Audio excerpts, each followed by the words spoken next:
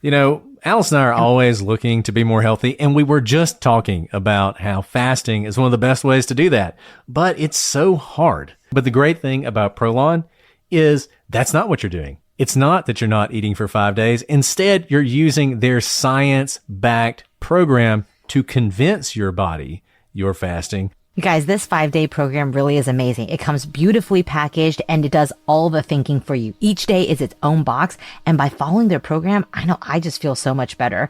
And I can't wait to experience Prolong Next Gen and continue to see results. For a limited time, you can be first in line to experience the new Next Gen at special savings. Prolong is offering the Prosecutors listeners 15% off site-wide plus a $40 bonus gift when you subscribe to their 5-day program. Just visit prolonlife.com/prosecutors.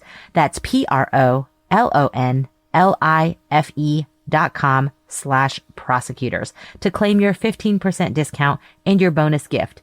prolonlife.com/prosecutors.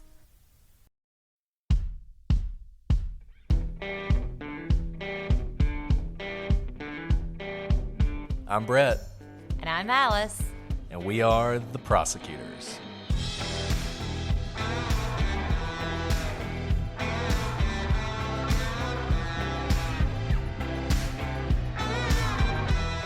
Today on the Prosecutors, we look at the defense argument for Pervis Payne's innocence.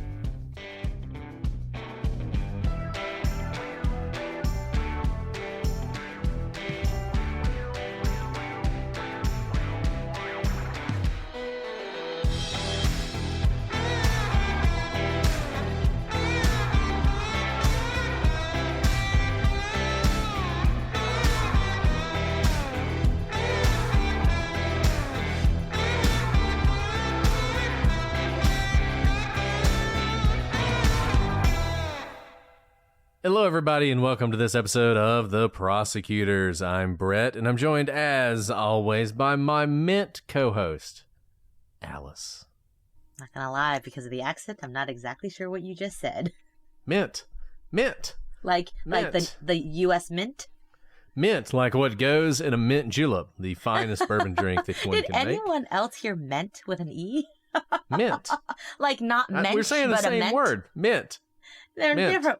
Mint is a word. Meant is like I meant to say something. Mint.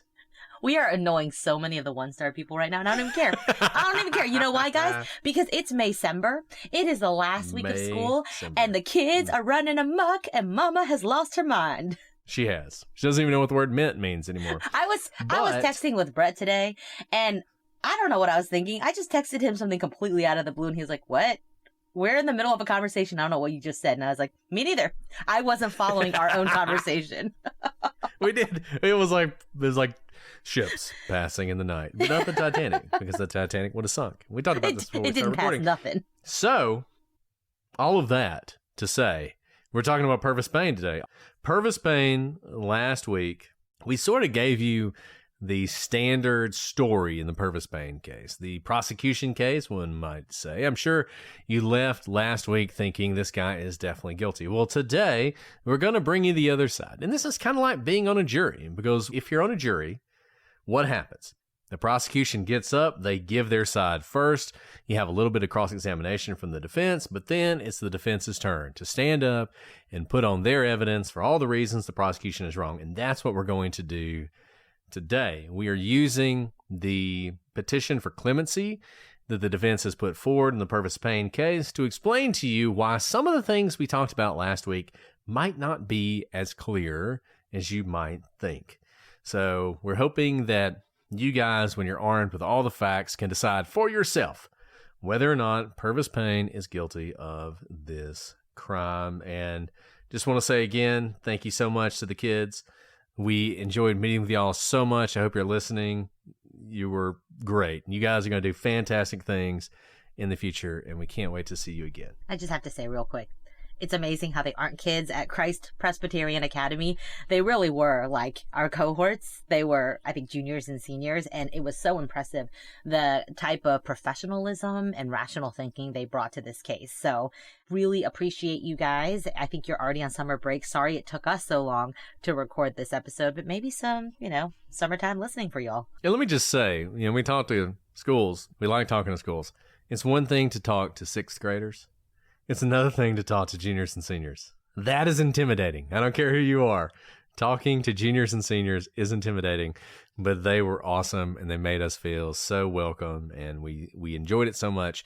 And thank you to them for turning us on to this case, and we hope we're doing it justice. And with that, let's get into the defense case for Pervis Payne. Now, this is an actual innocence argument. We're also going to talk a little bit about his intellectual disability and how that plays in, but really, Pervis maintains his innocence to this day, despite the evidence we talked about last time. And so we're going to go through what his argument is for his innocence.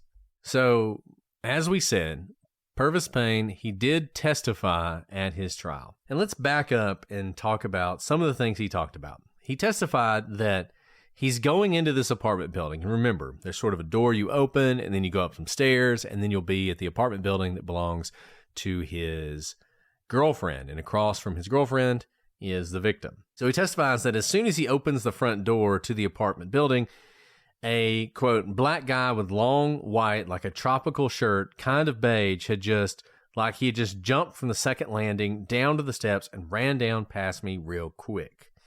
Payne also said that this individual had short pants on, possibly just shorts, may or may not have been shorts. As the man rushed past Payne, he dropped items and loose change on the steps as he was running down the stairs. Payne stated that he picked up the items and the change the man had dropped and continued up the stairs to his girlfriend's apartment. Remember, he'd been going back and forth to the apartment all day. He never saw the man again. Payne not only testified to this, but he also relayed this information to police officers when they were transporting him to headquarters after his arrest. So this, if nothing else, has been a consistent story he's told. That he's, and I'm just going to keep going back to Murder, She Wrote, because this is a very Murder, She Wrote story. He is basically coming in as the murderer is coming out. He sees the person, doesn't think anything of it, and keeps going. One thing to note here, remember, as Brett just said, and we said last time, Pervis has been going to his girlfriend's apartment, so going up these stairs, passing by Sharice's apartment 3 times that day already. And because he's been dating Bobby, he has been at these apartments many times over the past several months. And we talked about how this apartment complex really isn't a complex. There's 4 apartments, so only 2 on top, 2 on bottom. Very small collection of apartments. And he's saying here, I have never seen this person before. This isn't Pervis's first time at the apartment complex. He actually frequents it very regularly and very regularly that day. And that's something to note here, because if it had been someone that he'd seen regularly, you would think, knowing there's only 2 apartments up there, one of which is empty because Bobby's out of town, and the other one belonging to Sharice, and he's seen that apartment enough times not to have seen this person, he doesn't make any comments about the fact that he's never seen this person. He's never commented about having seen other men come down these steps before, but not this particular man. He doesn't comment about the number of people he normally sees or the lack of people who come down these steps because of the few number of apartments up there. This is all something to take into account as we think about his story and how it comports with perhaps the truth. So here is a fact that is undeniable, and that's that there is really nothing in Payne's background before or since that is consistent with him committing this crime. Remember, what do you have to believe happened here? He went in, he raped this woman, he stabbed her children, killing one of them, almost killing another one, and then he stabbed her to death. At the time of his arrest, Payne had no criminal history. None. He'd never been arrested, convicted of anything when he was a juvenile or an adult. He had never been arrested. So if he did this, it was the first crime he had ever committed. And that's no small thing, because obviously when you're investigating someone, looking into their background is one of the first things you do. And another thing that the defense claimed was that Payne had no motive to commit this crime. Prosecutors substituted a motive for dog whistle racism and portrayed Mr. Payne as a drug-addicted hypersexual rapist.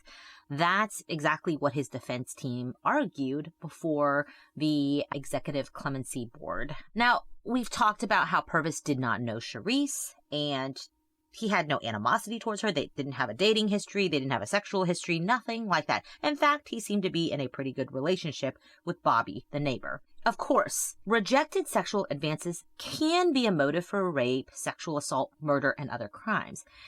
But the defense claims there was, quote, no motive. It would be more accurate to say they did not think the prosecution provided evidence for their motive, rather than saying there's no motive, because, as we've said, we can imagine a situation where rebuffed sexual advances can lead someone to become very angry. We just don't know if that happened in this case. Additionally, the state does not have to prove motive anyway. This is kind of important. It's something that people don't always realize. The elements of a crime don't actually include motive. Motive is really helpful in telling the story because all of us, as we saw during the Murdaugh trials, want to know the reason why. In Murdaugh, the state did not have to prove why Murdaugh murdered his wife and son, but they provided one because it helps the jury connect these dots in their heads to believe something that seems unbelievable for a loving father to kill his wife and son. Same here. Even though the prosecution doesn't have to prove that there's a motive, it can always be helpful. So it's a bit of a red herring for the defense to argue that they didn't prove motive, since that's not actually an element of the crime. So instead of motive, the defense referred to, quote, dog whistle racism. And certainly some comments made by prosecutors appear to invoke some sort of racial imagery. What the defense said was that they emphasized the victim's white skin while talking about Mr. Payne's dark hand. So they're kind of drawing conclusions from the use of these descriptors. Now, the defense argues that there is no evidence that Payne was a drug-crazed super predator who sought sex with a white woman. They claim that the photographs of the crime scene show that the victim was wearing a one-piece romper, which was completely intact. And the prosecutor argues that the romper is pushed up. And they argue that the photographs and videos simply belie his statement.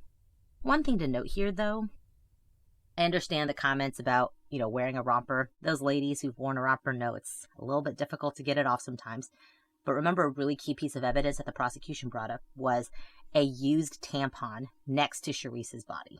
So whatever state her romper was in, or whatever her state her clothing was in, someone took out her tampon while she was on the floor in a stabbed, bloody mess, which can certainly lead a juror to believe that someone took it out in order to rape her. So the defense also claims that the prosecutor argued that after Payne, quote, looked at a Playboy magazine, his hormones got all out of control and he wanted sex with a white woman. And then they go on to argue that the evidence actually shows Mr. Payne was in the presence of two white women shortly before the homicides occurred, and he was acting normal and made no sexual advances towards those women. And because of that, there's no proof that looking at a Playboy is a trigger for rape. So the statement that there is absolutely no proof that looking at Playboy is a trigger for rape seems to be straightforwardly true, but that doesn't mean that there's no evidence that consumption of pornography is linked to rape or sexually aggressive behavior. And I don't necessarily think the prosecution was saying he looked at the Playboy and then murder filled his head. And that's what happened next. What they're trying to tell in this storytelling, right, is what led him from walking up the stairs with a bunch of beers and his overnight bag to committing this heinous crime and sexual assault. And what I love about the law is the back and forth and the way that the different sides use facts to their advantage. And even if you look at this, you have a situation where, they're saying, well, he was in the presence of other women. He didn't do anything. Yeah, but was the circumstance the same? Remember what we have here. If he goes up, he's waiting on his girlfriend to get there. We have to assume that one of the reasons he's waiting on his girlfriend is because he's looking forward to seeing her for various reasons. She's not there. And then he sees Charisse lots of things could have happened in that circumstance, in a very isolated circumstance with just the two of them, that would not have happened with some other random women that he runs into. So I don't find this to be a particularly effective argument, but you can see how they're trying to make the argument. Charisse is one woman with two young children who are helpless to defend themselves or her, whereas two women are two adults. We've always talked about how it's harder to rob, attack, rape, kidnap two people rather than one. This in particular is why we say the Delphi murder of two young girls is so extraordinary, because it is two people who can independently scream, can run in opposite directions, can claw and scratch the other while you're trying to subdue one. Doesn't mean it never happens, but I would say two women next to you is a different situation than one woman in an isolated apartment where you know no one is upstairs in that apartment complex. Then the defense attempts to attack one of the pieces of evidence that Alice pointed to, the discovery of a used tampon. And here's what they say. The prosecution theorizes that Mr. Payne removed the tampon to rape the victim. There are several problems here. First, rapists do not stop to remove tampons. That is a bizarre statement to just throw out there. I mean, this is something they just throw out there as a fact with no evidence to support it. I don't know why you would say that. I just don't think there's a study that shows that. Like, yeah. I'm sorry. I had to kind of gasp when I heard that argument because it's such an assertion rooted in no fact. Certainly, I'm sure there's someone who's been raped who had their tampon in. And I'm also certain there are other situations where a tampon's been ripped out. And I've actually helped someone who's been in that second situation where someone they did not want to have sexual intercourse with removed a tampon. Yeah, and look, tampons are designed to not just fall out. And women, I think I'm pretty safe in saying women don't typically remove their tampons and just drop them on the ground. So the fact that there is a tampon found there is indicative of a rape and the removal of the tampon. Now, they then do something you see a lot, which is attack the police, attack the way the police did things, and you're going to see that a lot here. But I think this is actually a really good example of defense attacking the police in a way that makes no sense. So remember, we're talking about tampon here. So here's what they say. Second, the tampon was not collected until 2 days after the crime. It is not visible in any photograph of the crime scene. It's not visible in the crime scene video. It was not noted by the crime scene personnel. It is not included on the hand-drawn map of the crime scene. Okay, guess what? They didn't plant the tampon. Like, I think if there's one thing we can be absolutely sure about this crime, they didn't plant the tampon. And if anything, what you've done is you've proven that the fact that the police don't necessarily document the scene very well doesn't mean that any evidence that is not in the documentation doesn't exist. The tampon absolutely existed. No one would just make that up. And for anyone who may not be familiar with tampons, they're going to be about the size of your thumb, okay? In other words, pretty small. And we're talking about an incredibly bloody scene. Guys, I'm going to say something disgusting. The tampon, if used, is going to be bloody. But remember, 3 people have been viciously stabbed, and the entire scene is bloody, and there's going to be stuff all over that crime scene. I'm not surprised that crime scene photos and documents didn't draw in a used tampon that probably blended in with the bloody scene around it. The defense goes on to say, the person who allegedly discovered the tampon is the same man who initially confronted Mr. Payne. He testified that Mr. Payne used the words, "I am the complainant." We know that is not true. No one talks like that, certainly not an intellectually disabled 20-year-old. If the witness would lie about what Mr. Payne said, he is willing to tell other lies. Further, when the tampon was recovered 2 days later, it was not photographed. We only have the say-so of the officer who allegedly found it at the scene.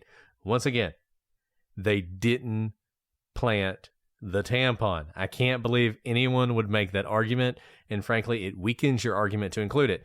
And I tell this to young lawyers all the time.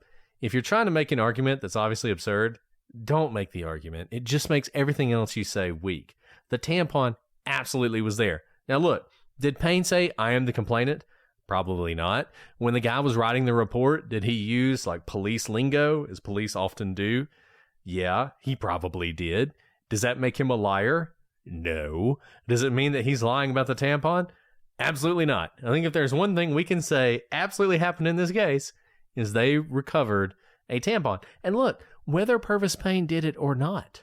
If it was someone else who raped her and murdered her, they would have done the same thing. I'm not even sure why they're fighting this battle. It seems like a very strange hill to die on. And the defense went on to say that the fourth piece of evidence that the prosecution used to insinuate a sexual motive was the testimony of criminologist Paulette Sutton, that acid phosphatase was present on the vaginal swabs, but that result in and of itself means nothing. Remember, the result wasn't that there was semen, but there was acid phosphatase, which is found in semen, which is, by the way, how medical tests are done. And they said that there was no sperm present in the vaginal swabs. And the victim was sexually active. Her boyfriend, Daryl Shanks, has given inconsistent accounts of whether the two had sex the night before the murder, but they were involved in a sexual relationship. And the medical examiner observed no evidence of sexual trauma. Now, the vaginal swabs are missing, and likely they were destroyed, but there is no paper trail, no report or chain of custody. And they also go on to argue it's important to note that there is no sign of forced entry, but Mr. Payne and Ms. Christopher were not acquaintances. Which, can we just say, is not true? They absolutely knew each other and seen each other. In fact, Pervis Payne said that he had seen her and her kids and had been around her and her kids before. Like, it is silly to even make that argument that they were not acquaintances. Pervis Payne is one of the few people that we know of as a suspect who probably could have said, hey, I've seen you before. I'm waiting on my girlfriend to get home. Do you mind? It's hot out here. Do you mind if I come in? I mean, just a silly argument. And once again, there are good arguments for Pervis Payne. These are not them. And also, let me just say, I get it. You got to argue for your defendant and your client, but making arguments that are akin to some of the arguments you see when someone is accused of a rape, like there's no evidence of sexual trauma, there's often not evidence of sexual trauma in a rape. That doesn't mean there wasn't a rape. And I don't know, this is the most distasteful part of this argument for clemency. And look, when you're making an argument for clemency, avoiding being distasteful is really important because you're not in front of a court anymore and it's a different setting. You're trying to convince someone to essentially say your guy's innocent outside of a court setting. So I get it. Defense attorneys often have to make distasteful arguments when they're defending people who are accused of rape. I get that. That is not the circumstance. I don't understand why some of this was included in a clemency petition. Yeah, it really does make my stomach turn whenever I see defense counsel argue there was no sexual trauma, because that can be indicative, but it certainly is not required when there has been a sexual assault. And remember, again, the situation that Charisse was in. She was with her two young children. We don't know if the children had been stabbed, if she had been stabbed, if her children were alive and watching her. Does she want their mother to be screaming and clawing at a man? I mean, she may be in complete shock. She may be thinking about her children so as not to be kicking him and making it essentially worse. Maybe she's thinking he'll take what he came for and he'll leave us all alone. There are so many things that can go through a woman's mind as they are in the worst situation possible. And sometimes that means I will suffer this hell, sexual assault, if that means my kids can get away alive or I can get away alive. If I scream, he'll probably hurt me or my kids. Let him do what he came to do and get out, and then we'll all survive this. So you never know what the victimology is here, and we'll never know because she is dead. So moving on, the prosecution alleged that Payne was found with a pony pack. Remember this pony pack thing? Which contained white residue in his pockets. For those of you who may not remember from last time, a pony pack is not like a fanny pack. It is to hold drugs. So it's a drug pack. And it did have white residue consistent with drugs.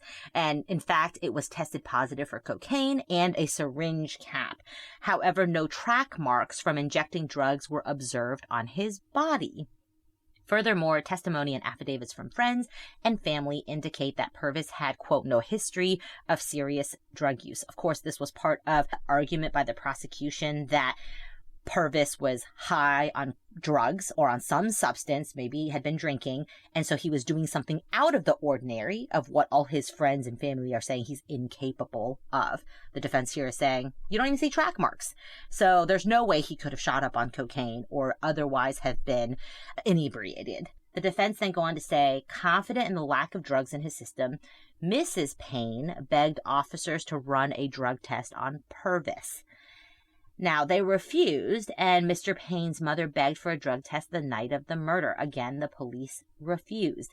Common sense tells you that if the police believed he was on drugs, they would have tested him, and that exculpatory evidence was lost forever because of law enforcement's actions. Real quick on this, they already know a woman, and one child is dead with another one who might be dying very soon. Whether he was on drugs or not doesn't go to whether he killed him or not. So that is, it's not an essential part of the investigation. What they have are 2 dead people on their hands and a third one in critical condition in the hospital. Drugs is like, honestly, an afterthought. Whether he was on drugs or not, if he killed them, he's guilty of it. That's not an actual innocence argument. So I'll go on to read some of the things they said about this, and then I'll tell you what I think about the drugs. They go on to say, the state claimed that they found a white piece of paper in Mr. Payne's front pocket, which tested positive for cocaine on an unreliable field test. No report of the field test was made. No photograph of the piece of paper exists. 2 weeks before the trial, the DA's investigator took the paper from the evidence room to the University of Tennessee at Memphis.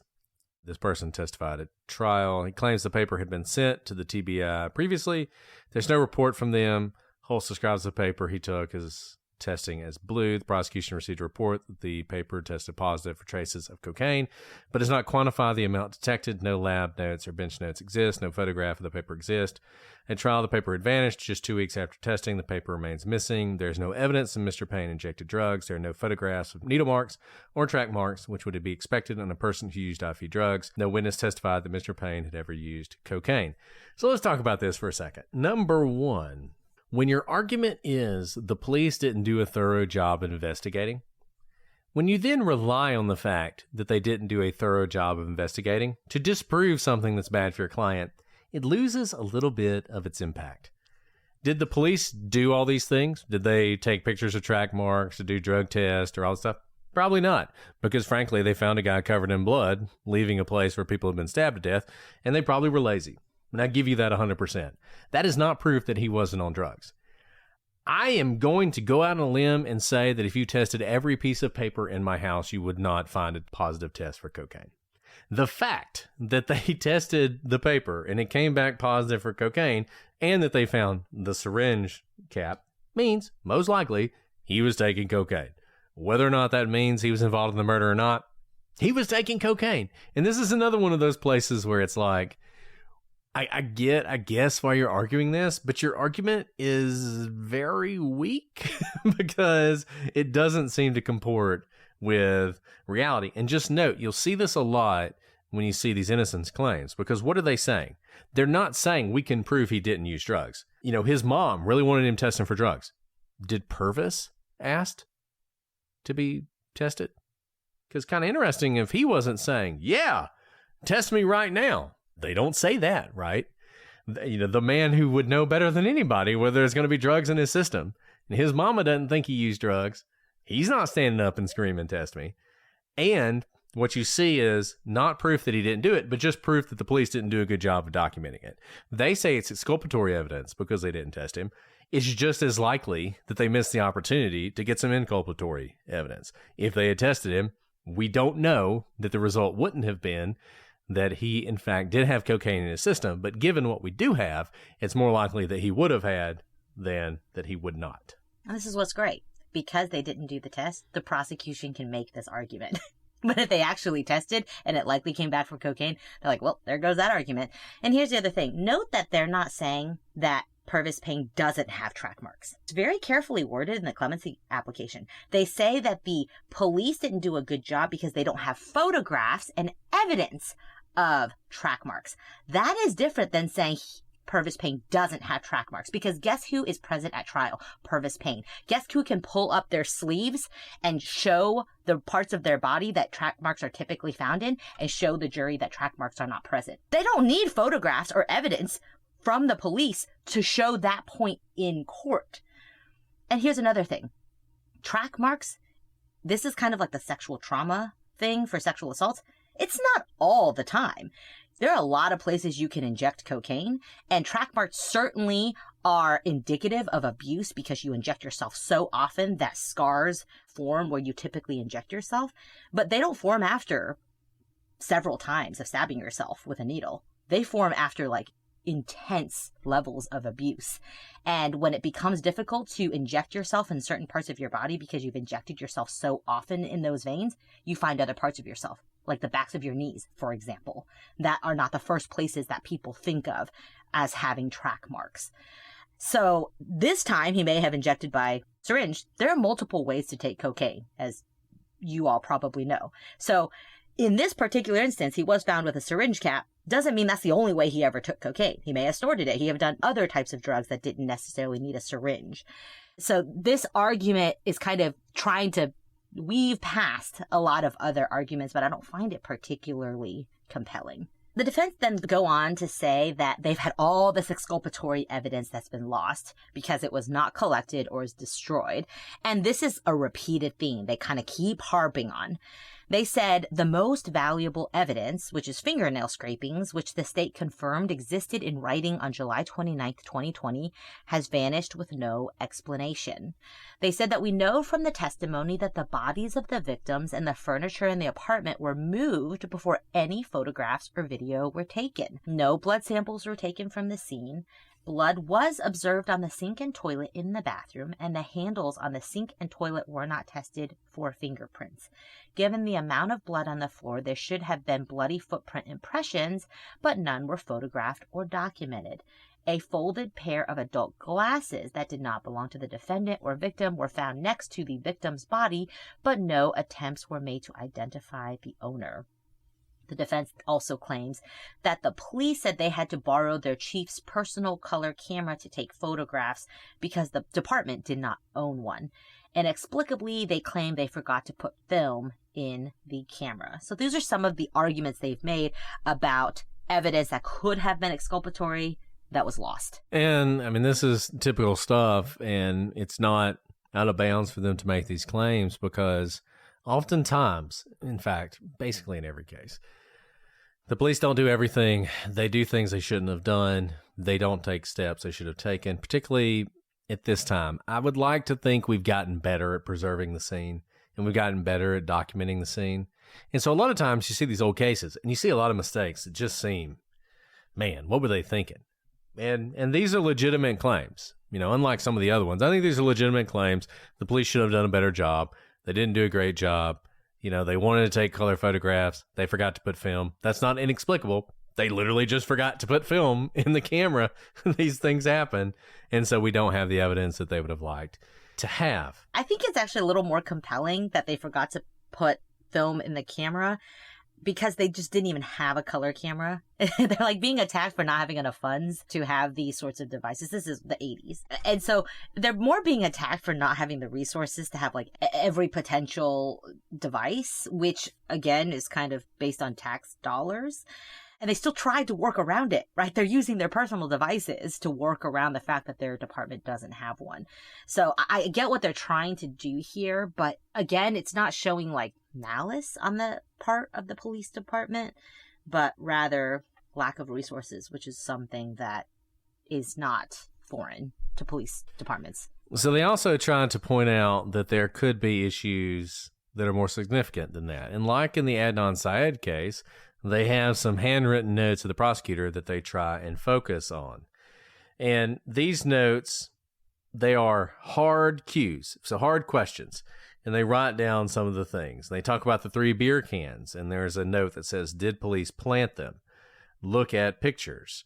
And they say the scratches on him, Boswell saw them.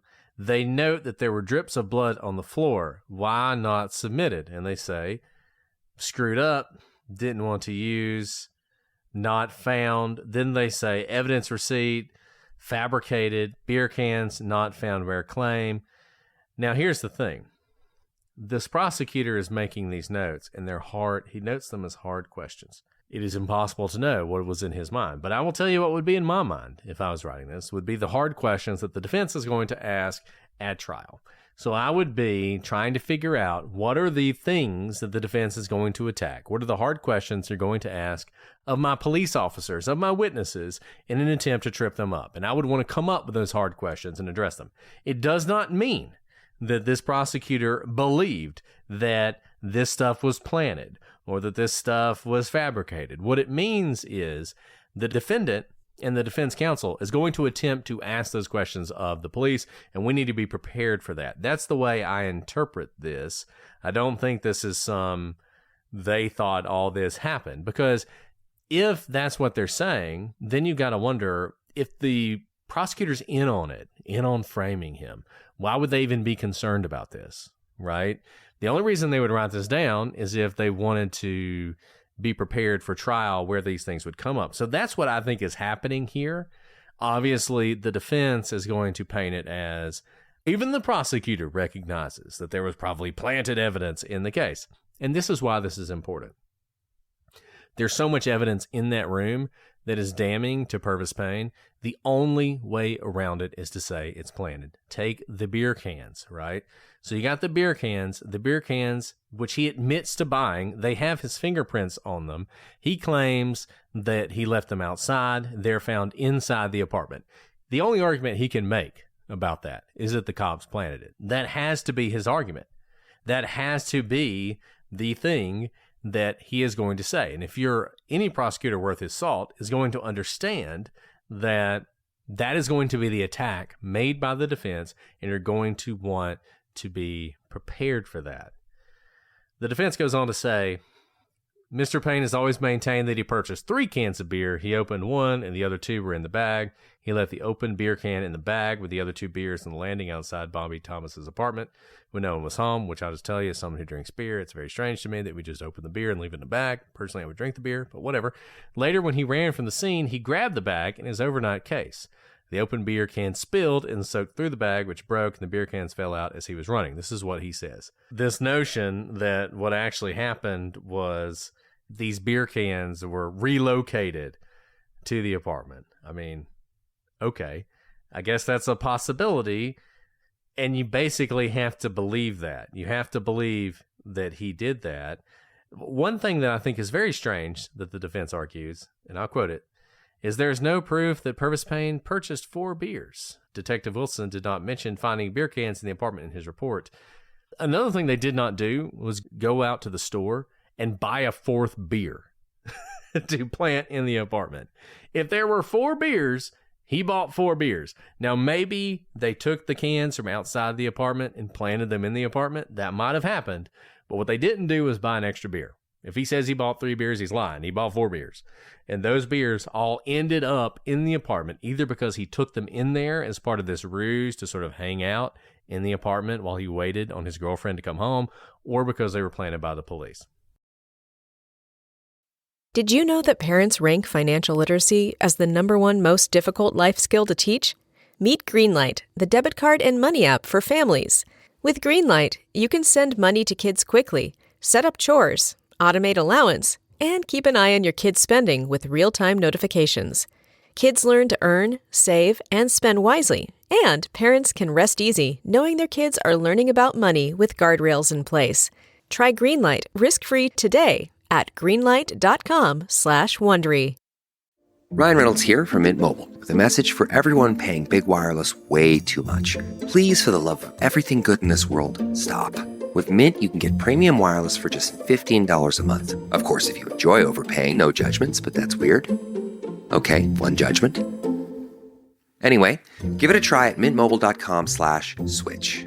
Upfront payment of $45 for 3-month plan, equivalent to $15 per month required. Intro rate first 3 months only, then full price plan options available. Taxes and fees extra. See full terms at mintmobile.com. This is a mini meditation guided by Bombas. Repeat after me. I'm comfy. I'm cozy. I have 0 blisters on my toes. And that's because I wear Bombas, the softest socks, underwear, and t-shirts that give back. 1 purchased equals 1 donated. Now go to bombas.com/Wondery and use code WONDERY for 20% off your first purchase. That's BOMBAS.com/Wondery and use code WONDERY at checkout.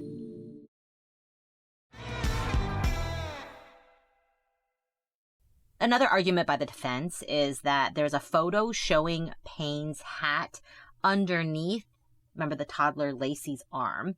And they said that picture was staged. So another thing about things being planted. Specifically, there was testimony that Lacey was face down when officers arrived, but in the photo, she's face up, and that officers testified they placed the hat under her arm before taking the photos. What is actually said, so Officer Owen, remember, was the first officer in the apartment, and she testified that the little girl was laying face up when he entered the apartment, and she was later turned over. So it's the opposite of what the defense are arguing. This is from the trial transcript. It said, question, the second body was that of a small girl. She was laying on her back against the east wall of the kitchen. Do you remember making that statement? Officer Owen said, no, sir, but if that is what I said, that's the way it was. Yes, sir. When you went in and first saw the scene? Yes, sir. So the little girl at this point had been turned over onto her stomach by someone? Yes, sir. Do you know who did that? No, sir. I don't have any idea. Oh, sorry. It's just tough thinking about these little girls sitting in pools of blood. Now, there's also a photograph of Mrs. Christopher face down and another of her face up. Now, the majority of the photographs which I have viewed are of Mrs. Christopher face up and Lacey Christopher face down. The photographs do not have timestamps, so there's no way of definitively proving which photo was taken when. Really quick, I have no doubt that all the victims in that room were turned at some point, because you have this bloody scene, you have people who might be able to be saved, and in fact, thank God, one of the toddlers was able to be saved. The first thing they do when they come in, they're not trying to preserve the evidence, they're trying to save lives. So if they didn't turn over people who were face down, I would be actually surprised. So the fact that they turned at all is not shocking at all. I don't think that's tampering with the evidence. Those are life-saving mechanisms that you would absolutely expect in any sort of a crime scene. That is a very different argument, whether the victims were turned at any point, than if you planted evidence in a picture.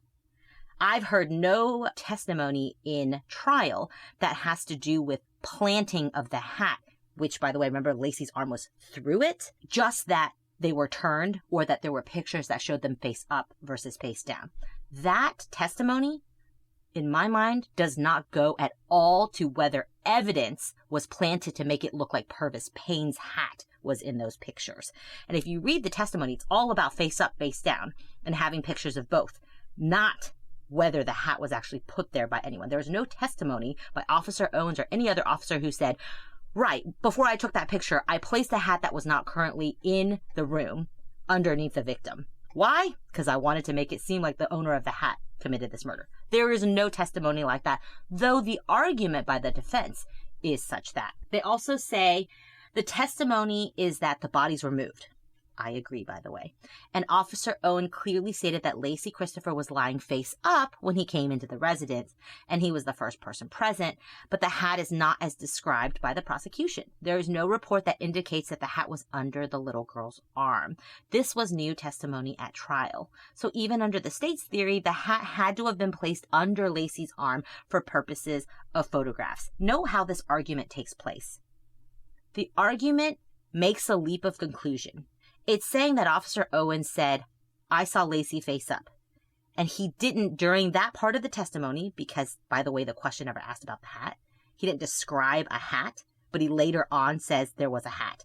And because he talks about the hat at a later time, the defense is then making that leap of conclusion to say, because he didn't mention it in the very first instance, the hat must have been planted. That is a huge leap of logic that actually, I don't think, really has basis in the evidence. So it's how'd they get the hat? So maybe they could go buy a beer can, but where are they going to get his hat? Yeah. Like, if you're assuming they're framing him, remember, he's run, he's gone. I mean, I guess the theory is that while he's running, his hat flew off, and they took the hat and brought it up there and planted it. I mean, this is a thoroughgoing conspiracy. I mean, this is not Adnan Syed level of conspiracy. This is just taking evidence that was around the area and putting it in a place where it frames the person, which is believable. I'm not going to tell you it's not. This is a conspiracy that could have happened. But there's no good explanation for how they got the hat. and to put it where they put it. And frankly, does it matter whether it was underneath her or on her arm? I mean, either way, the hat is problematic. Or just in the apartment at all. Yeah, right. So, I don't know. This is one of those where, I promise you this is going to get better, but this is one of those where this is damning. The presence of the hat in the apartment is damning, and you have to believe that the police found the hat somewhere else and placed it in that apartment. And that is a much bigger story than the hat got moved from the general area of the little girl and somehow ended up on her arm. That's not great. I mean, you want everything to reflect the state of the body when it's found. That's bad if that happened. But moving from sort of underneath her body to on her arm in the process of her being turned over, that is nowhere near as damning as they planted the hat. So you have to believe that that hat was planted. Now, the blood evidence. This is a better argument. The blood evidence, the defense will say it does not match the police theory. And let me read you some of what they say, because I found this to be more compelling. Photographs and physical observations of Pervis Payne's pants reveal very little blood. Even the blood on his shoes is minimal considering the blood at the scene. Mr. Payne admits he touched the murder weapon and cut himself. That he has some blood on his clothing is unsurprising. The small quantity of blood, however, is consistent with his story that he tried to help. This is good, right? Now look, him pulling the knife out of her throat will always be something that strikes me as unusual. Him managing to cut himself while doing that, also unusual. It's one thing to cut your hand when you're stabbing someone and there's this violent stabbing motion. It's another thing to cut your hand accidentally on a knife. I mean, I handle knives all the time. I don't typically cut my hand. But he's saying it happened then. Okay, whatever. The fact of little blood is more compelling, and I'll continue to read from this. The force involved with the stabbing would produce medium velocity spatter. None of the clothing has medium velocity splatter. Transfer blood is larger in diameter. In addition, there's very little blood observed on Mr. Payne's clothing. Please take note of the TBI serology report available. Most of Mr. Payne's clothing had too little blood to test. It should be noted that we have no record of how the clothing was handled or packaged. In other words, we do not know if the detectives preserved the items separately or threw them in the same bag together. We do not know how many people had access to the clothing. He goes on to say it wasn't preserved. It is not known if the police retrieved the clothing from the funeral home. Standard police practice would have been to place the clothing in evidence at autopsy. There's no record of that happening, given the amount of blood at the scene and the likely protracted struggle. It is inconceivable that Mr. Payne's clothing would have so little blood if he were the perpetrator. And they also claim that the blood that's on his pants is more consistent with him kneeling down to remove that knife from Sharice's chest than it is from some sort of murder. And they include photographs of his pants, and they're black, so it's hard to tell, but there's not a whole lot of blood on there. So this argument is a little bit better. You would expect him to be covered in blood.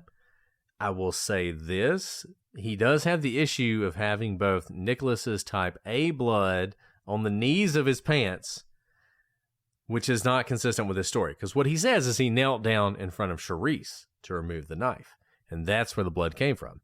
Her blood's type O, not type A. So if it came from kneeling down, you would expect it to be type O.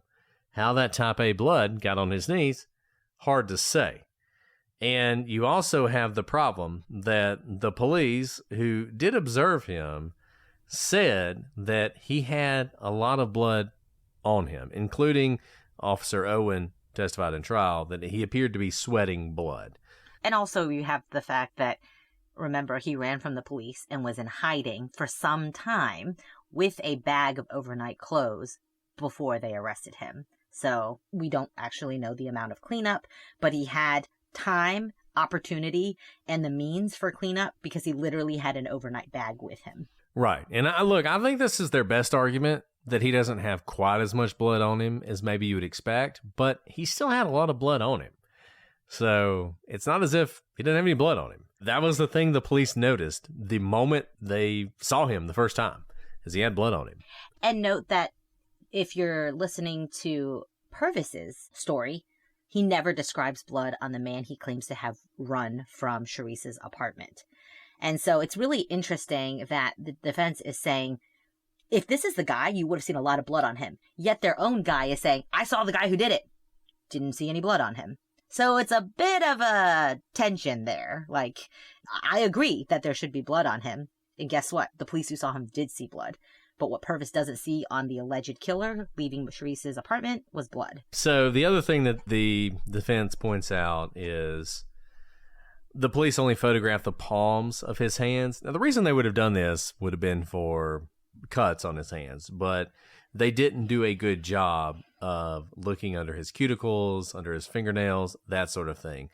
The defense notes that when his hands are photographed, there was no evidence of blood or anything along those lines. But remember, as Alice said, he ran. There would have been a lot of opportunity for him to clean up in between when he ran and when he was found. So it's not that surprising to me that the palms of his hands don't reveal a lot of evidence. And I just want to say, the criticism, I get it. It's a good defense criticism that the police didn't do X, Y, and Z. The thing about X, Y, and Z in this case is if the police had done it, I think it's just as likely that they would have discovered evidence of the crime as they would have discovered evidence that he wasn't involved. And this absence of evidence argument is a very popular one amongst the defense and innocence claims. And it's a good one because it is a mistake of the police. But it's not as convincing to me just because I don't know what they would have found if they had done a better job. And look, there are sort of, for me at least, there is a spectrum of argument. One is we shouldn't execute this guy because the police didn't do all these things they should have done. I am more convinced by that.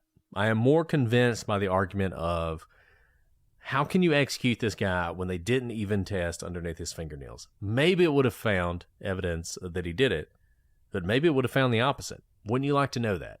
That is more compelling to me in a don't execute the guy argument. But remember, this is a clemency argument. This is a exonerate him from this crime argument. And when you're making that, these types of claims, they carry less weight with me.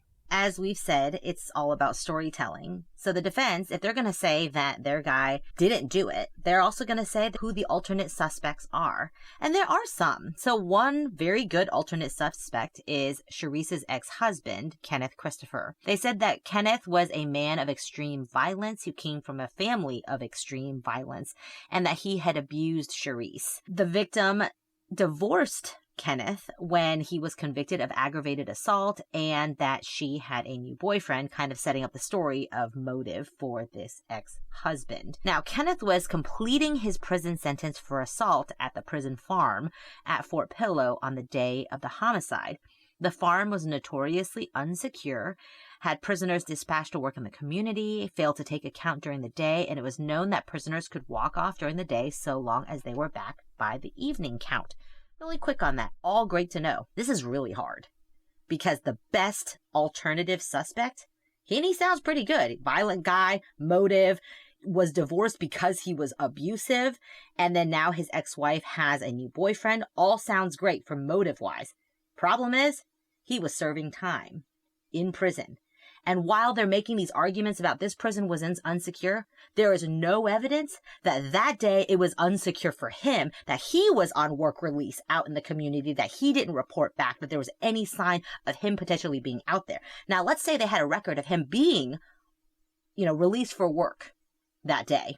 Then there might be some argument. Maybe there's no sign-in sheet. There's absolutely nothing. So generally arguing that this prison is insecure is like saying anything is possible. It could have been a Yeti. That's essentially what they're arguing, right? They're saying, well, you never know.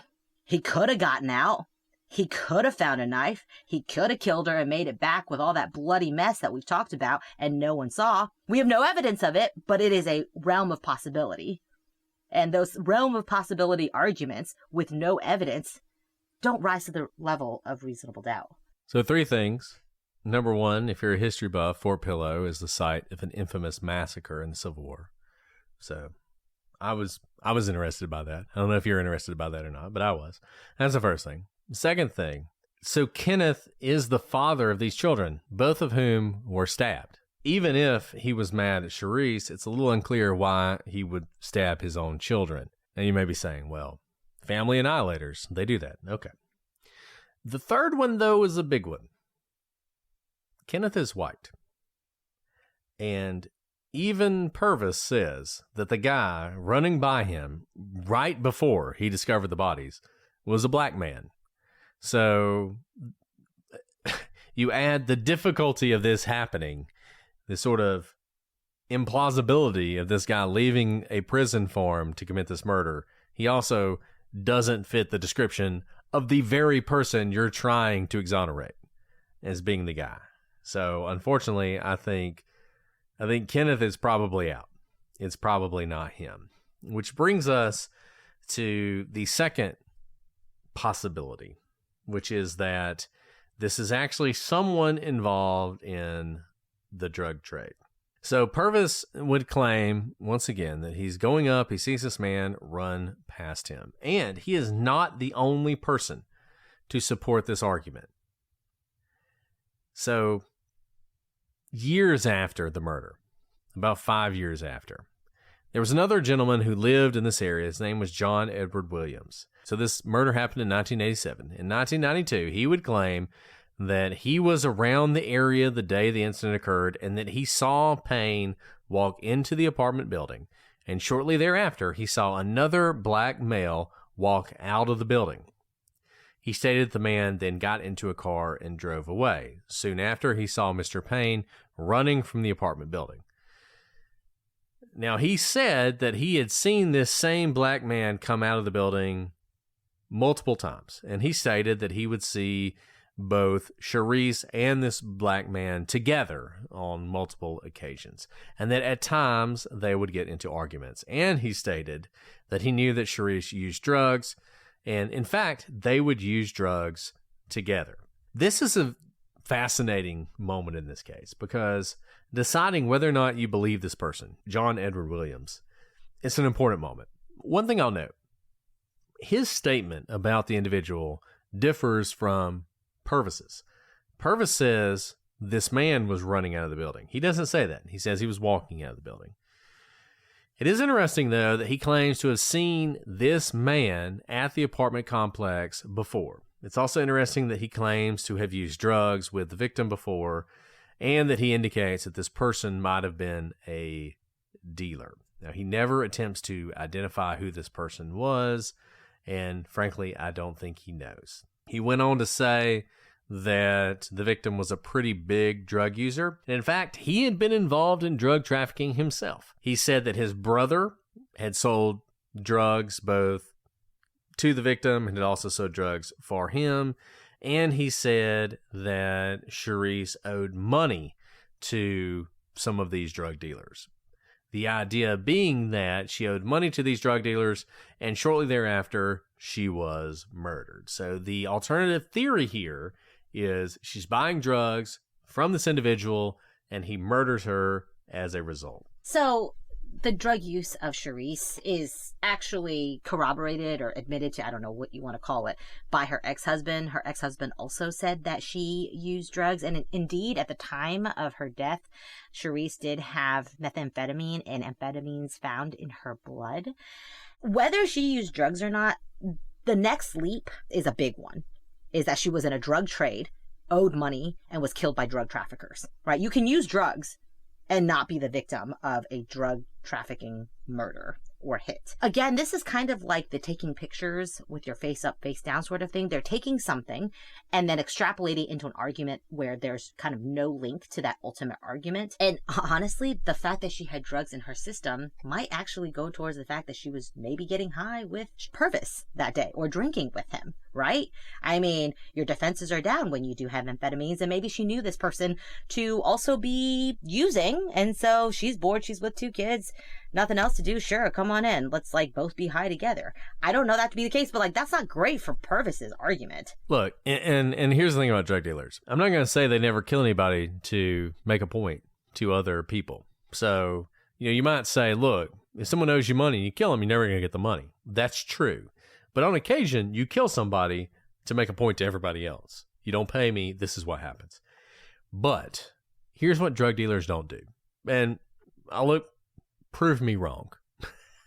Drug dealers who are killing someone because they didn't pay a debt don't typically walk into someone's apartment and stab them multiple times in a bloody, vicious murder, and then turn around and stab their very young children who are not witnesses. That is not typically what you do. And I think you'll be hard-pressed to find an example of that happening anywhere else. But you have to believe that. You have to believe this person not only wanted to make a statement, but did it in a way that would involve them stabbing some young children. Look, drug dealers, they're criminals. They're still human beings. You know, like, just because you're involved in crime doesn't mean you're fine with murdering babies, you know? And that's what you have to believe here. To me, the husband works so much better because then you have the sort of family annihilator position, but there are all those obvious problems with that. The alternative suspects, to me, they just don't work. And also, by the way, we unfortunately have dealt with drug trafficking, drive-by shooting, drug-related kind of murders or hits whenever there's like a drug trafficking organization involved. I'm not saying they don't, but this is a very brutal, extended stabbing of 3 people and a rape, by the way, which takes time. Typically, the hits that we see for owing money reasons is like a drive-by shooting, right? Where you make a point, and if a kid dies, it's because the kid is in the car and is like an innocent bystander and gets a stray bullet. But there's typically not a lot of time because you're getting in, you're getting out because there's usually people watching and you don't want to be caught at the scene. So we're talking about an extended time that this killer was in the apartment, not just to stab 3 people multiple times, but to go through the effort of raping Charisse as well before leaving. Doesn't look like your typical hit based on owing money for drugs. And basically, just so you know, these are the arguments the defense made, but what the evidence in the record is that, sure, they're able to show that Charisse used drugs and had drugs in her system at the time of death. What they were not able to show was any link to drug dealers. Leroy Jones's brother, Charles Jones, or any other person who she owed money to. So there's no other testimony as to her having money troubles for drug purposes. So that, again, is a huge leap. There's no evidence to link that particular theory.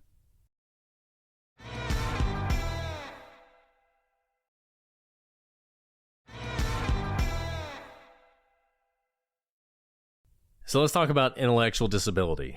Now, this is an area where I think the defense has a better argument, but once again, this really goes to punishment. The defense claims that Payne has an intellectual disability.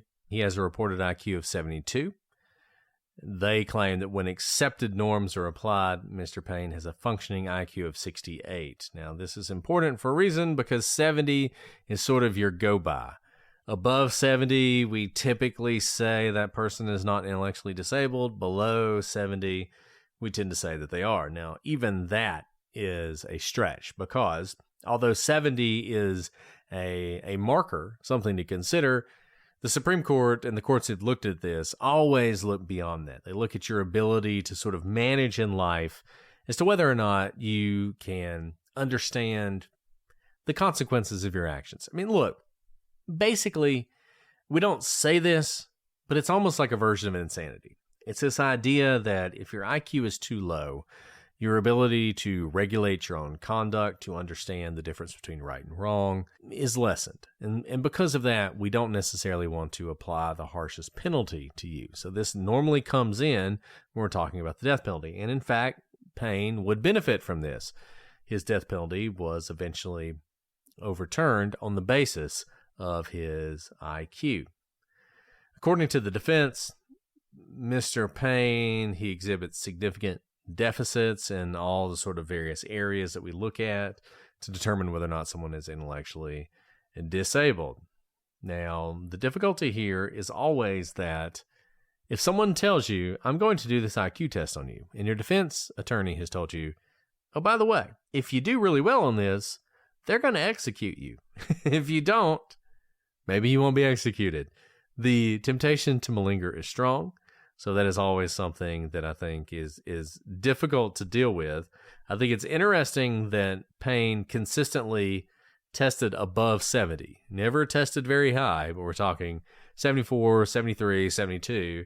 consistently. But despite that, eventually he was granted some relief because of his intellectual disability. And by the way, because of the potential for malingering, maybe it's even subconscious malingering. That's why it's not just based on a number. And that number is subjective to some degree, right? It's based on a test, and you can test with different outcomes each time. That's why there's other things you look at, like your behavior, whether it manifests before you're the age of 18, things that you can't kind of make up. Now, despite the doctors finding Payne to be intellectually disabled, even the corrected IQ of 73 is above the standard of 70 in Tennessee law. And the defense also cites one of Payne's classmates and two of his teachers in support of the contention that he is intellectually disabled. They said Denise Giles was a classmate of Mr. Payne's from kindergarten through 7th grade. Miss Giles tutored Mr. Payne and other remedial students. Ms. Giles reports that Pervis could not read, diagram sentences, or spell. In 7th grade, Mr. Payne was reading at a 1st or 2nd grade level. He could not sound out a word, but knew simple cats like cat and dog. He did not understand when to use the PH sound and when to use F, or when to use C rather than the use of K. He had a hard time grasping even simple concepts. Mr. Payne's 9th grade English teacher, Mary Williams, stated that Mr. Payne was not a good reader. He had poor comprehension and writing skills. His spelling was atrocious. And then yet another teacher, Martha Fane, Pervis's 10th grade science teacher, described him as intellectually disabled. So, according to the defense, these two teachers and a classmate show that he's intellectually disabled. Note that he's a really bad student. That's what they've testified to. Unfortunately, if you look at the reading level of students today, many of them fall under these atrocious levels of reading at 5, 6, 7, 8 grade levels below what they should be reading at. So what they are testifying to is him being a very poor speller, very poor student, and actually, if you note, mostly to do with like the reading portion, the language portion. They haven't really talked about math. Other things could actually lead to that result, right? For example, you could have dyslexia, which is not an intellectual disability. It's a way that your brain flips words that doesn't have to do with your IQ. That's why when the Supreme Court or courts look at your functioning, they're typically looking at if you can do simple tasks like take care of yourself, hygiene, taking showers, cook for yourself, know how to properly lock doors at night, things like that to help you function in society rather than if you can phonetically spell phonetic with an F or a PH. Yeah. And so that sort of is the argument for the defense. All those things together. And just to wrap it up, the argument for the defense is, look, it was the 80s, small towns in Tennessee. There was a lot of racism. There was a tendency to jump to conclusions when you have a black man accused of raping and murdering a white woman. Pervis was in the wrong place at the wrong time. He just so happened to get there right as the real murderer, who also was a black man, as an aside, was leaving. He had no history that would support him doing this, and he has been a model prisoner since then. There's nothing in his life afterwards that would support that he did this. And so the most likely scenario is that he got there, he got some blood on him because he was trying to help. That was used against him, and he's actually innocent. That is the argument for his innocence. The things that I have trouble with, I don't think there's enough time for Pervis's story to have happened, because the witness who called 911, she heard when this murder was occurring. She called 911 as the murder was occurring. And the police officer who responded was there within a couple of minutes. Not long at all. Assume he missed estimates. It took him 4 minutes or 5 minutes, right? Whatever. You have to believe that Pervis shows up to this scene. The real murderer has done all the murdering. The call has already been made. He's cleaned up or whatever. The things that the witness is hearing, he's done all that. He comes down the steps, walking, according to the one witness who supports Pervis. He comes walking down, he sees Pervis. Pervis goes up. He's going to his girlfriend's place once again to see if she was there.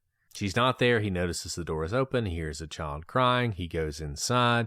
He finds the scene. He finds Charisse on the ground. He removes the knife. He goes to the kitchen sink several times because he's getting sick. He may throw up. He checks on the other kids. He does all these other things. He makes a phone call. He picks up the phone to make a phone call. He does all these things, then leaves. He does all that in a matter of minutes, very few minutes.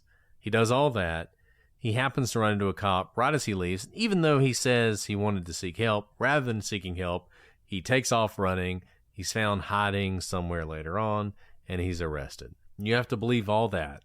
You also have to believe that the police, upon arriving, decided they saw some beer cans in a bag at another door. Now, think about this for a second. They don't know who Pervis Payne is. All they know is we saw a dude walking down the steps, and he ran. But maybe that dude who we saw, maybe he owns those beer cans. Who can say, right? And they decide to take the beer cans inside, set them up so that it looks like he had been in the room. They find a hat. Isn't it fortunate that that just so happened to be Pervis's? They take that hat, they set it up just perfectly to frame him. And thank goodness, at the end of the day, it turned out to be his hat. So thank goodness we can frame him using this. They do all these things to frame him, and it just all works out. And they managed to frame him. The other person, somehow, they didn't leave any evidence of their presence in the room, and they escaped, and they went forward to live their lives. I think that is a really difficult thing to believe. I think it is very hard to believe that. I think a lot of this claim is based purely on racism. They might have all been a bunch of racists, right? They might have been that. But I would caution people, when you have claims of racism, the point of that is to short-circuit your brain. It is to make you stop thinking logically and reasonably and to rely on emotion. And you hear that and you're like, wow, bunch of racist cops. He's a black man. They probably framed him. I'm not saying you shouldn't at least consider that option when you find out that there are a bunch of racist cops. You absolutely should. But just because there are a bunch of racist cops doesn't mean they framed him. And I think there's a lot of emotion on this case. I think a lot of this is based on that. And I think, frankly, Pervis Payne may be a wonderful person when he's not on cocaine. But I think that day he was on cocaine. And I think this happened because of that, and that's why the murder occurred, and he is most likely guilty. Yeah, Brett, I think you hit the nail on the head. And here's the thing. We spent an entire episode, nearly an hour and a half, talking about the clemency, innocence claims, and the defense argument, because we really did want to flesh out everything, that their best arguments. But in this particular instance, despite the fact that he seems to have pretty loud people in his camp for innocence, I don't think this is a close case. And this, unfortunately, has kind of become the trumpeting case for racism and how racism can blind police, law enforcement in their investigations. Look, as someone who grew up in like the deep South from an immigrant family who didn't speak English until I was 7 years old and regularly was called Ching Chong and had my hair pulled out of my head because I was the only Asian student in my class, I totally understand racism. I've lived through it, and I think it is very, very real, and it is also a very serious thing to allege. And I think when you have a case where the evidence so clearly points to Pervis's guilt, completely diminishes real claims of racism. So I do think racism is real. There are real cases that should be looked at because of racism. I don't think this is the case for it. And to pour more resources and more media attention and more voices behind it to trumpet that this is kind of the case of what happens when racism is at play actually hurts cases in which racism may have had a role. And honestly, the interesting thing here is they had these really long clemency petitions.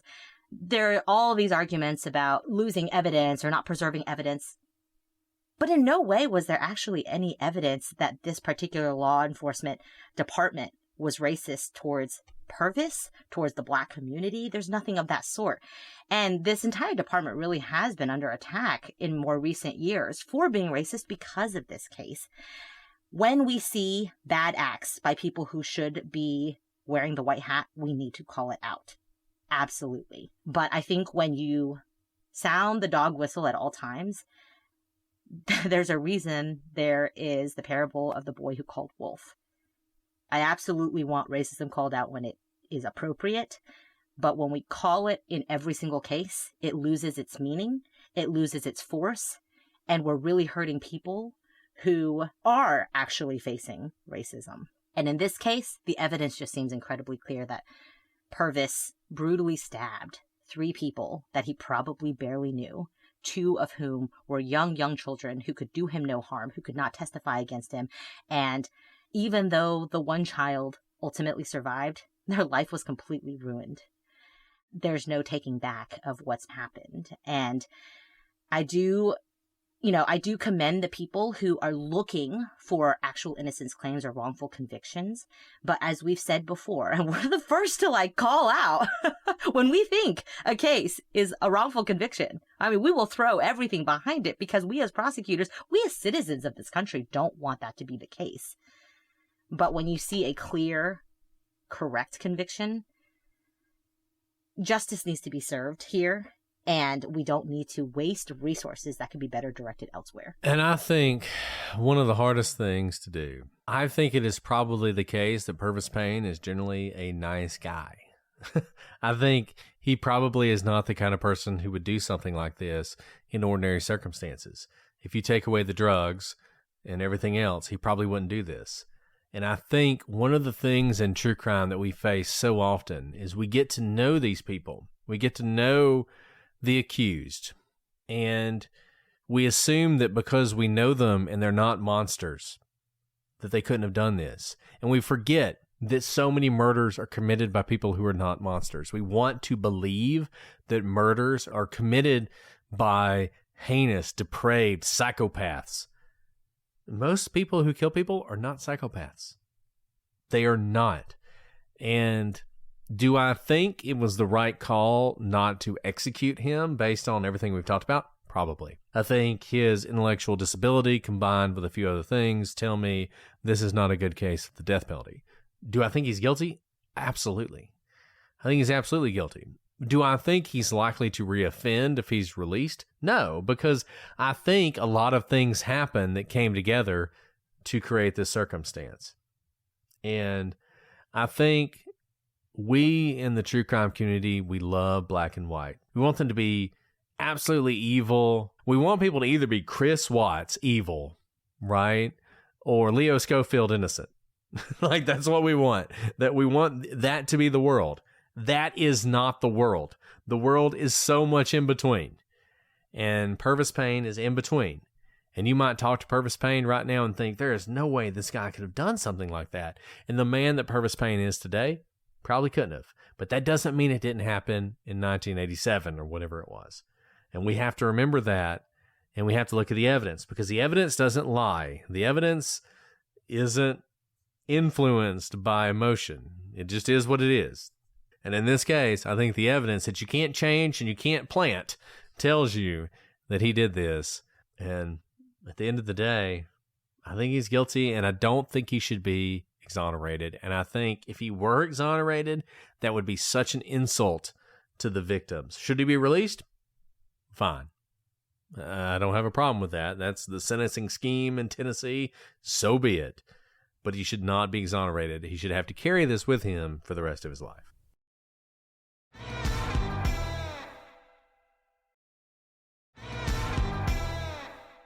And one thing to learn from this case, unfortunately something that we see all too often, people who have no criminal histories and who are perfectly nice, except when they're on substances, or maybe for the first time, because it's the first time they shot up on cocaine and they never shot up before. They always snorted it, for example, and it hit their system differently, or it was a different grade of cocaine that they got that day. Any one of us, you or me, and this is really hard to admit, are capable of the most heinous of crimes in a particular situation. I don't want to admit that about myself, but we've seen it too many times, where just about anyone who's committed a heinous crime, you can find someone in their life, usually their mother, who will say, this person is incapable. It is impossible. It is not within the realm of possibility. in this entire universe that this person could ever do something like that? And the answer is, yeah, we can. Because we're fallen and we're incredibly broken. And our minds, especially under duress or substances, are able to do things that we never thought possible. So that's a really sad, hard lesson. And I wish it were not true. But Pervis's story and many others like his show us that it is possible. Yeah. You know whose mother thought he was innocent until the moment he admitted that he did it? Ted Bundy. Mama's always going to believe you. Like if you say you're innocent and you didn't do it, Mama's always going to believe you. And that's great. Doesn't mean you're innocent. Thank God for moms, but thank God also for moms. Exactly. Oh, that was super depressing, Brett. Well, I really appreciate Christ Presbyterian Academy bringing this case to our attention. Loved our dialogue with them. And, you know, this is a tough case because it touches upon an entire community. And like we said, very important issues are raised post-conviction that I just don't think this is the right case for. With all that said, are we going to do a question today or should we just We sign are off? definitely doing questions today. Okay, because this is so If you're up for depressing. 'em. Yeah. Let's do some questions. And I just want to say to the kids we talked to, I know you guys, you really looked into this case and you've got some strong feelings about it. Just because we disagree with you does not mean we're right. You know, you guys may know this case better than we do. But the thing I would say is just stick to the facts. Stick to the facts. Don't be misled and try and reach truth for yourself because truth exists. It is real. Someone murdered these people and that person needs to be held accountable. And you can figure out who did it. So keep digging would be what I would say to anyone who's interested in this case or any other case. Okay, Alice. So I'm going to take you as far from murder and mayhem as you could possibly be. She Who Yawns wants to know, what is your favorite Christmas dessert? Oh my, that's like so broad because there's like Christmas dinner, but then like the Christmas season of like Christmas cookie exchanges. Oh man. Okay, well, so I think I said this before. I'm not a huge pie fan. I'm a huge sweets fan, but I just don't love pies. I think it's a very American thing that I just didn't grow up eating, so I'm not used to them. But boy, do I love me a good Christmas cookie exchange because you get all the different types of cookies, like the thumbprint cookies, anything with chocolate, triple chocolate fudge, chocolate and mint.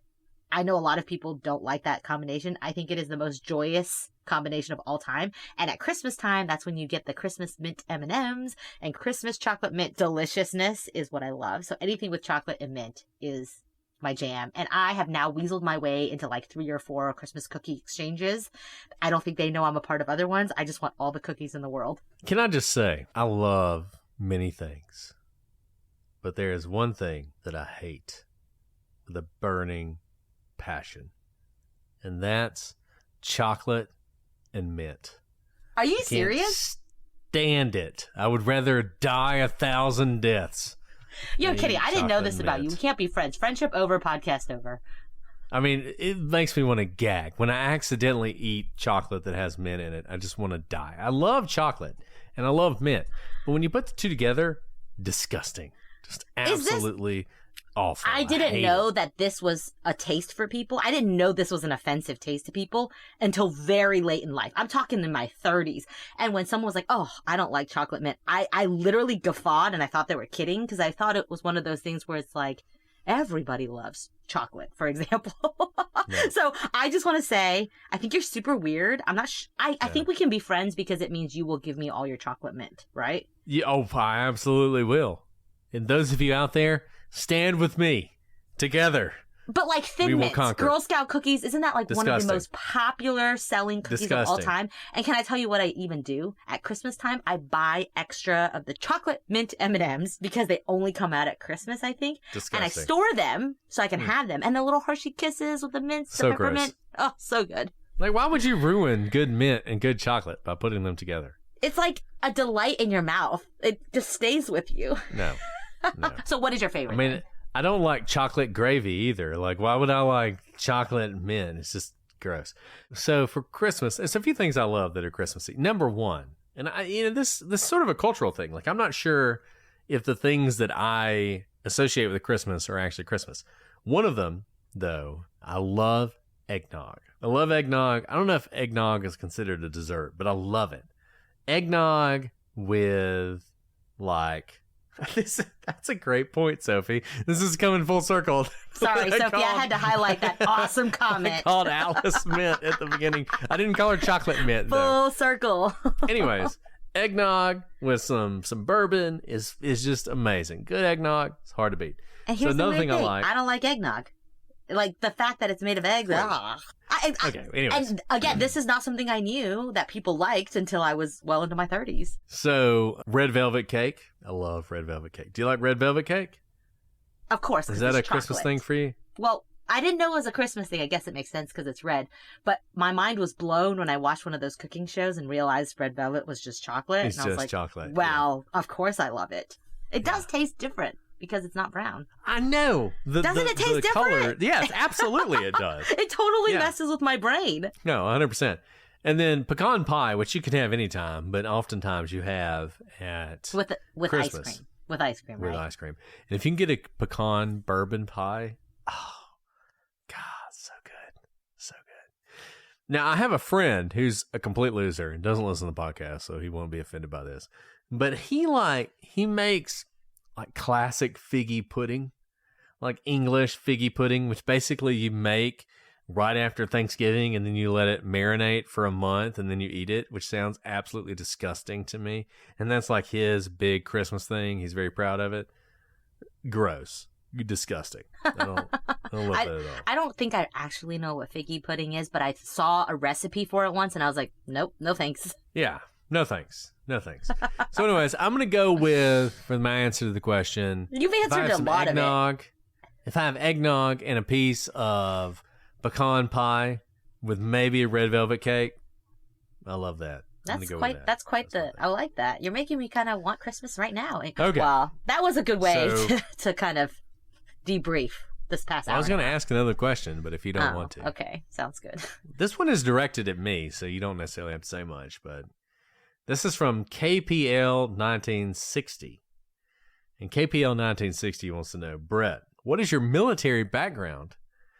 You kind of hinted at clearances that you have held. So, I have no military background. I attempted to join the Navy once. And, I did the interview. I was going to be a Navy JAG. I filled out the application. I did the interview. I got into great shape. I was the best shape I've ever been. I mean, I could run forever, and I was doing sit-ups and push-ups and all the stuff. I was in great shape. I was really committed to this. I really wanted to be in the Navy. I really wanted to join the Navy. And I went down for an interview in Pensacola, and I did the whole thing. And then they were like, you'll hear back within a couple weeks. A couple weeks passed, didn't hear anything. 4 weeks passed, didn't hear anything. 2 months passed, didn't hear anything. Finally, I called and was like, hey. And they're like, oh, if you didn't hear anything, they didn't select you. So basically, I am a loser who got rejected, was not good enough for Navy JAG. Absolutely. This is not meant to be a dig on you, but it's going to be a dig. I thought they're like desperately recruiting. Why did they reject you? I don't know. I may have felt the same way. I might have been a little cocky. This might have been put Brett in his place moment, because I just assumed if I wanted to join the Navy and be a JAG, I would be able to do it. Apparently not. You got ghosted by the Navy. I did. I got ghosted by the Navy. You know what? They're lost. They're lost, so Brett. badly. I was so excited to do it. I also wanted to be a JAG, but for like less noble reasons, because they help pay for your law school, and I was really poor, and I really wanted to do it, but I ultimately didn't do it because I didn't want to get in physical shape. I just felt this like I have been blessed so much by this country. Like, I want to give back, and I wanted to give back to my country. I had just finished clerking for a district judge and a circuit judge. And I'm like applying to be a naval JAG. And it was so funny because I went down to the interview and they were like, you're like really qualified. Do you really want to do this? Oh, maybe they thought you were just going to leave. Yeah, they were like, if you do this, you'll be the very bottom of the totem pole. Like you'll be answering to people who don't have anywhere near as good as resumes. And I was like, absolutely, I'm fine with that. I want to do that. Yes. I will salute people. like I am fine with that. I want to do that. I was totally into it. I mean, I was completely committed. My wife at the time, she wasn't my wife, but she was like, they're going to send you to some random place. I'm never going to see you again. I was like, it's fine. We'll figure it out. Like, I was all about it. Maybe it saved your marriage and you didn't even know it. It may have. This is one of those, like, Ghosts of Christmas Past, where if you saw another life, it would have been like, you wouldn't even be with Mrs. Brett, you know? Yeah. I mean, it could. I mean, look, my position is always that when I had my children, there are two moments in my life when I said, everything I've ever done was the right thing. Two moments. The first was when I got into Harvard. So when I got into Harvard, I just felt like every decision I've ever made was the correct decision because I got into Harvard. I'm going to Harvard. What more could I have done? I clearly made all the right calls, right? That was a great moment. You could have gone to Yale, but it's okay. Keep going. Well, yeah, whatever. So then the second moment was when I held my daughter in my hands and I thought, everything that's ever happened in my life came up to this moment, right?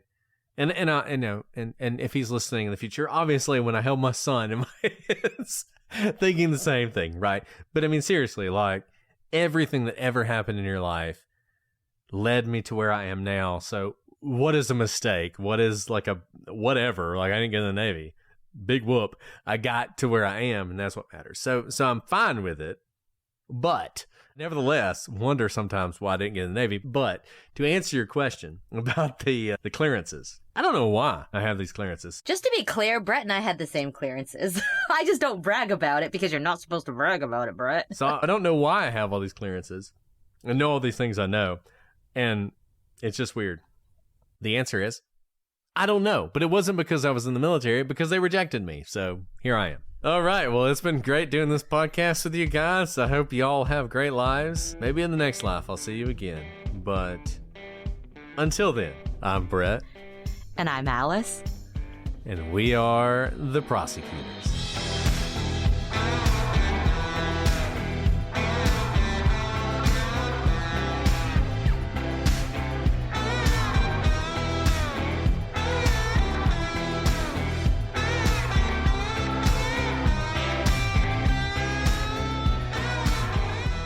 Hot time. Summer in the city.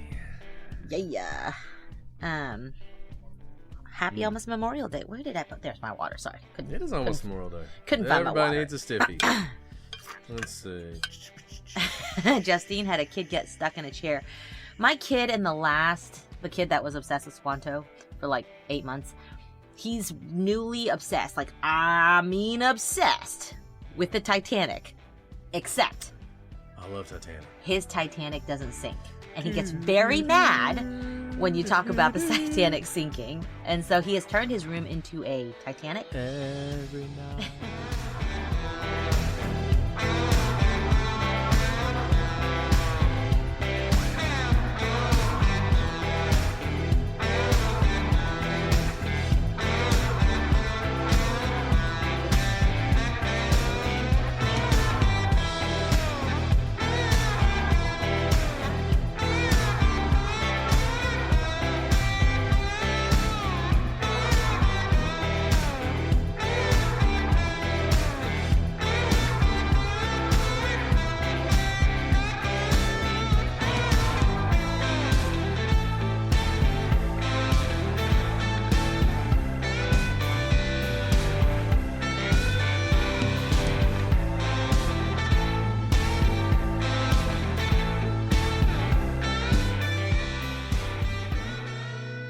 Every night in my dreams. You are really giving Celine Dion a run for her money. I see. Anyways, that is how I he's know gonna keep you. singing, but this Titanic thing is like becoming a thing because he has to wear a boat captain hat all the time, and you know.